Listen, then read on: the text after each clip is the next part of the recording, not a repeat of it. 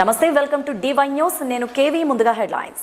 శుక్రవారం నాడు రాత్రి మెదక్ జిల్లా పాపన్నపేట మండలం నాగసాన్పల్లి గ్రామంలో 7 పాయలు గల శ్రీ వనదుర్గా మాత దేవాలయం గర్భగుడి ముందు ఉన్న హుండీ చోరీ జరిగినట్లు ఆలయ ఈవో ఇన్ఛార్జ్ కృష్ణప్రసాద్ తెలిపారు. ఆయన ఆదివారం విలేకరుల సమావేశంలో మాట్లాడుతూ గత నెల జూలై 30న అమ్మవారి హుండీ లెక్కింపు జరిగినట్లు, తదుపరి శుక్రవారం రాత్రి 2 హుండీలు చోరీ అయినట్లు తెలిపారు.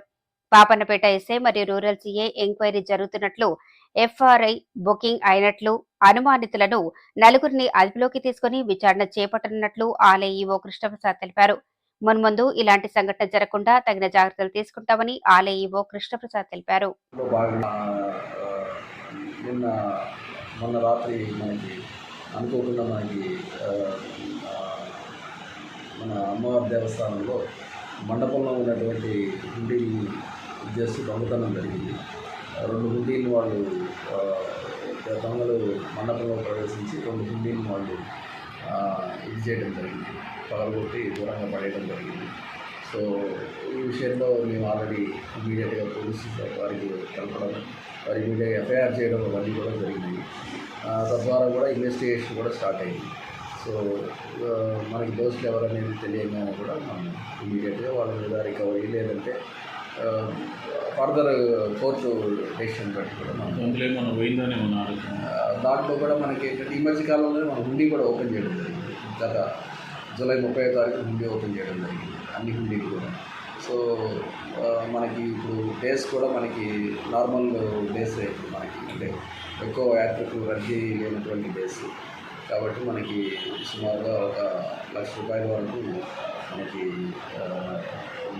ఇది అంచనా ఉండవచ్చు.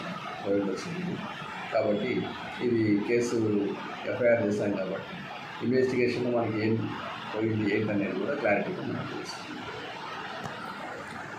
ఇది ఎన్ని గంటలకు పోయింది సార్? ఎన్ని గంటలకు దొంగతనం అయినట్టు సమాచారం మీకు? ఇది 1:30-2 ఆ ప్రాంతంలో ఇది జరిగినట్టుగా సమాచారం. ఆల్రెడీ సీసీ ఫుటేజ్లో కూడా మన పోలీస్ శాఖ వాళ్ళందరూ కూడా సీసీ ఫుటేజ్ అవన్నీ కూడా తీసుకున్నారు. సో దోషులు ఎవరు అనేది దాదాపుగా వారు కూడా ఆ ఇన్వెస్టిగేషన్లో ఉన్నారు. కాబట్టి ఆ ఇన్వెస్టిగేషన్లో ట్రేస్ అయినమాట. అంతకుముందు రోజే వర్గాల్లో కూడా వాళ్ళు అటెంప్ట్ చేశారు అని చెప్పేసి కూడా మనకు తెలియవచ్చింది.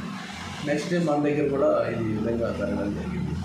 సో మేము దీని మీద ప్రత్యేకమైనటువంటి ఇది పెట్టేసేసి కంపల్సరీ ఇంకా కొన్ని ఇటువంటి పునరావృతం కాకోకుండా కూడా మళ్ళీ మేము అక్కడ దేవస్థాన మండపం దగ్గర కొంత స్ట్రెంగ్నింగ్గా చేయడం, సీసీ కెమెరాస్ పెట్టడం, అదేవిధంగా పోలీసు వారు కూడా మాకు ఇన్స్ట్రక్షన్స్ ఇచ్చారు.